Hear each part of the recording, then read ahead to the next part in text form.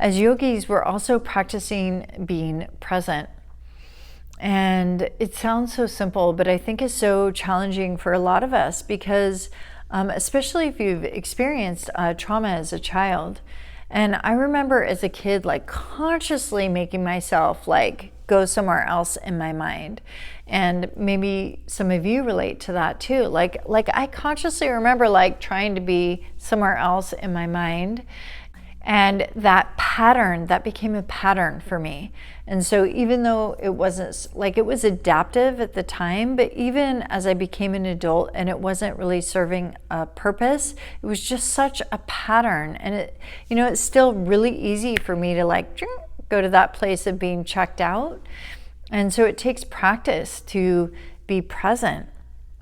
And I remember thinking like, why would you want to be present? But it's so important to be present in our life because when we're present, then we're able to make better decisions. We're able to know what action to take. When we're confused, it usually means that we're not fully present. We're not embodied. So we want to be able to be in our body, in our hearts, with other people, connected to the moment.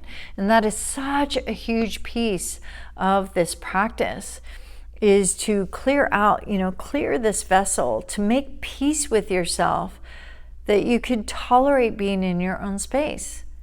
Being able to be present with the self and be in a place of peace. If you could do that, you can be present with anyone.